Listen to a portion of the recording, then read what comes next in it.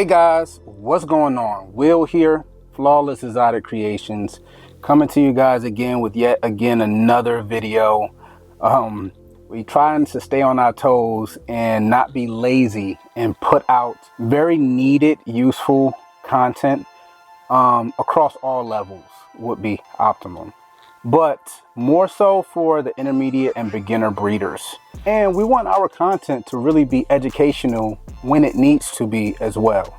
What I've found so far in our very short time of being breeders, keepers, is that the community as a whole can be tough to navigate. Some things, you know, whether it's rack systems, whether it's enclosures, you have that community kind of always baiting each other against each other. You have the breeders versus the pet community baiting each other towards each other. And we want to find out how can we all coexist and all find some type of enjoyment in the animals that we all love. That being said, the reason I'm sitting down here on the floor, number one, heat rises and we're down here in the vault, we're grinding away doing some work.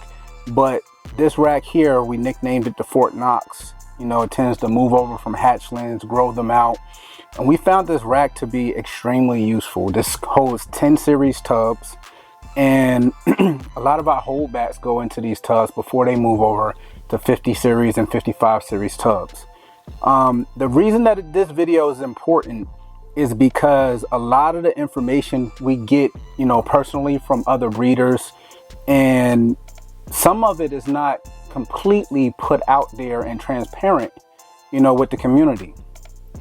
And for a good reason, as you'll see in this video.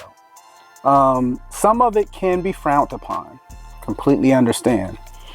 Now, we have two scenarios here. This is only our third year in. We have a female, not this one that we're going to show off in this video, but we have a female that's 2,500 grams right now. And she's about to go into her first breeding season.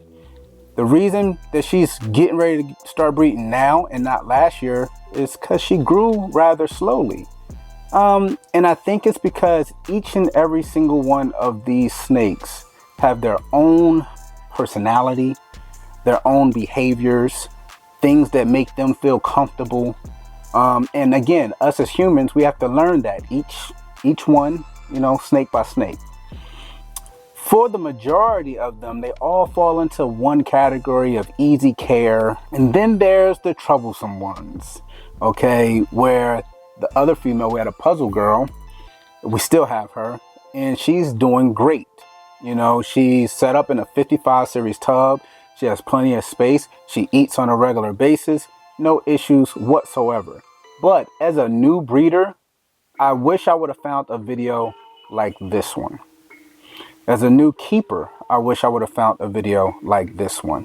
Now, as far as our infrastructure, we have tons of rack space. We have tons of adult breeder space. We have empty tubs, empty racks, all throughout the facility so far. Again, we're not trying to have 500, you know, snakes, but when we first started, we felt that it was in our best interest to work on our infrastructure first and more extensively than kind of really going all out, just kind of maximizing our capacity. So what that does for us, it allows us to grow into our capacity. So at any given moment, I mean, honestly, we can house 1,000 babies. We don't have 1,000 babies and not gonna have 1,000 babies, but we've facilitated this type of setup. So hopefully we don't have an emergency situation where we need to figure out housing, figure out enclosures for an overflow of inventory of snakes, whatever it may be. So first snake in question, puzzle girl, that's, you know, 2,500 grams right now. Issue with her was she would get up to, I'll say 400 grams.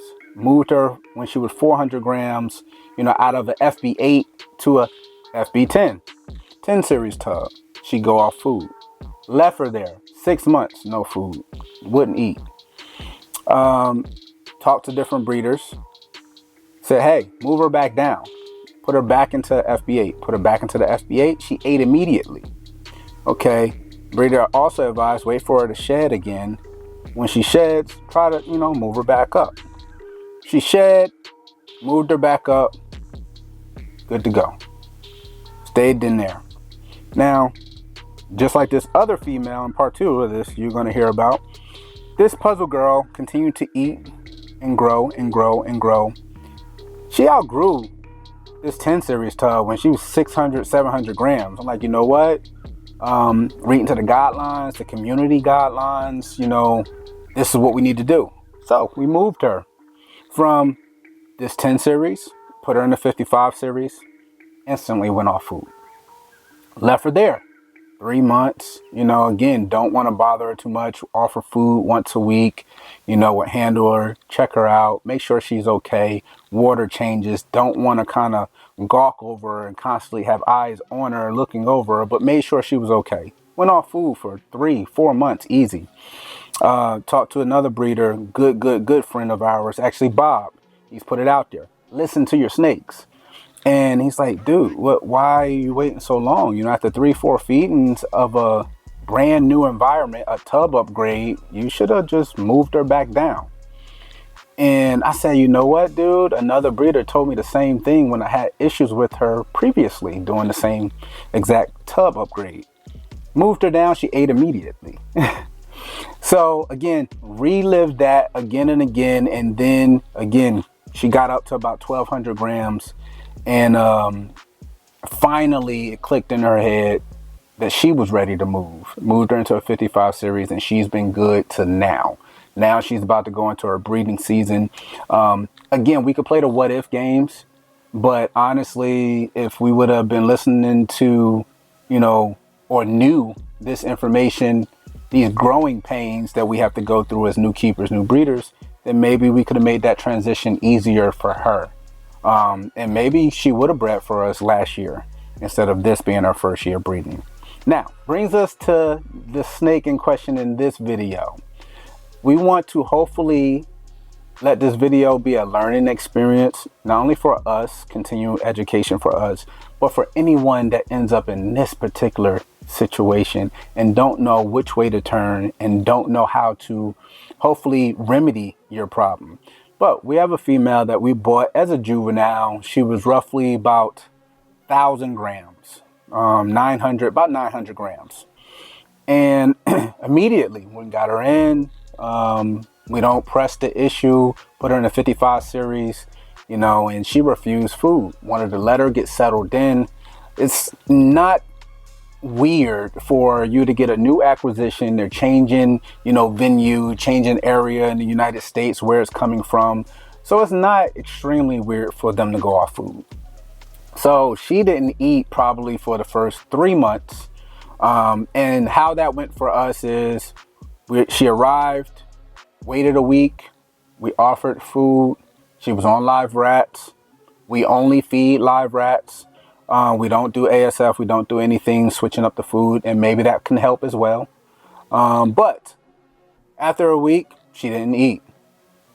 The following week offered, she didn't eat. Now, after 2 weeks, mind you, she's been here 3 weeks, but after 2 weeks of refusing, we waited 2 weeks after that.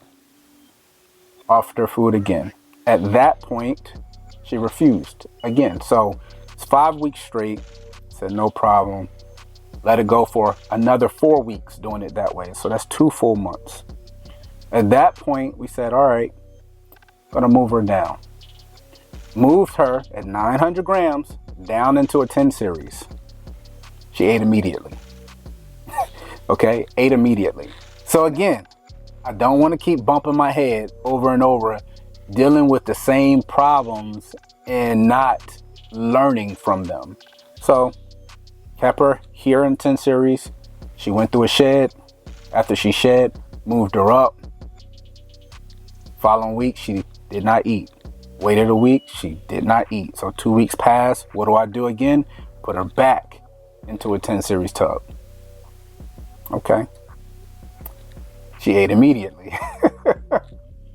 Now, again, played that game, cat and mouse, back and forth, all the way to the point that we are at now. And we are destined and determined to win this battle. But in the grand scheme of things, what we want, the message we want to put out there to the overall community is listen to your snakes. These guys, we have hides. We put hides in there. We think that they just need to be more confined. In our limited experience with dealing with ball pythons, they really do enjoy small spaces. But we want them to have more space. It's a given. I want them to roam around. We pull them out. We do videos. We do reels. We enjoy them.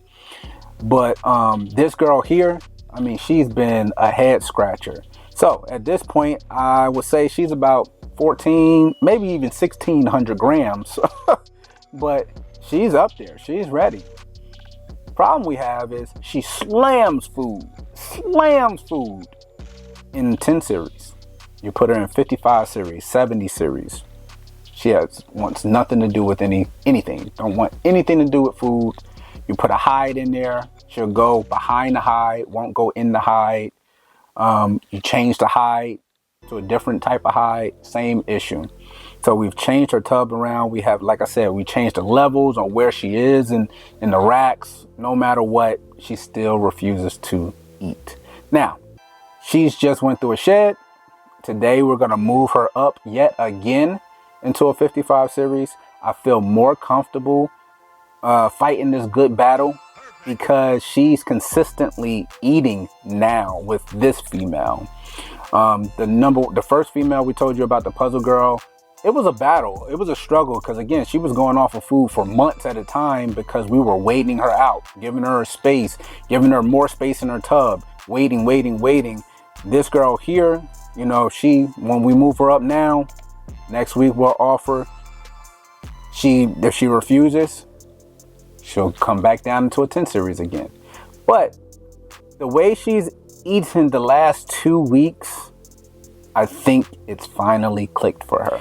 And we'll update you guys actually here in another video or in a reel to show you guys that she's doing well, as well as on Instagram. You guys know we try to stay really consistent with the content there. But let's take a look at her. All right, so what in the world is going on here, right? All right, this girl here has been a pain in the behind. This right here is a 10 series tub, okay? Reason that this is important in this video is to show you the reality of these guys and girls have a mind of their own. Today, she will be getting moved again, but this time the only difference is she's taken 2 consecutive meals in this setup. This is not optimum to me, to Flawless, to us as a community, but we have to listen to these animals as well. So she's going to be going into a 55 series right now. Getting old. So you see that she's doing very well. She's extremely cramped in that tub. Do I like it? Absolutely not. Don't like it. We actually have a display enclosure. We tried that. Wants nothing to do with food. We have 55 series, 50 series, 70 series tub. She wants nothing to do with food. So the main message we want to put out there to the entire community is just to listen to your snakes, each and every one of them. They're all different. They're going to all have different feels of what feels safe to them to want to eat.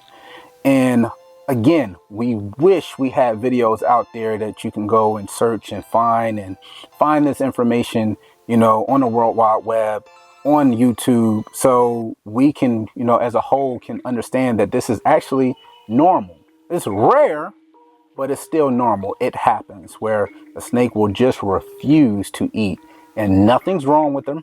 You can take them for vet visits, the whole 9 yards. And before you start changing prey items, prey types, how you're delivering prey, before you start doing all of that and actually really stressing them out, they may just not feel safe. It just may happen that their enclosure or their tub is not small enough. So here we are at the end of the video. Disclaimer, guys, we are not trying to tell you to do as we do. We are not trying to set a bar or some type of normalcy that this is how everything is supposed to go across the board. We have ample space here. You know, we want to make sure that these guys are completely happy and comfortable and eating very, very well. But at the end of the day, this is an issue that I think is not talked about enough, and we want to kind of bring light to it in a way that's not pushy, that's in a way that can be delivered to the masses, hopefully, and be well received. Some people have different results with different things. We have females and males that we've had at 400 grams, and we put them in the 55 series, and they're perfectly fine, all the way to now. But yet again, we have other females at 900 grams. You put them in a 50 or 55 series, and they don't want nothing to do with food for months, and they will literally go on a food strike. So again, this is happening. This is really, really happening. It's out here. We want to make sure that, you know, if you're having this similar problem, that this is possibly a solution that you can hopefully utilize to remedy your issue. Comment down below. Hopefully we can keep everything civil. Again, we're not trying to make you guys cram snakes into tubs this small.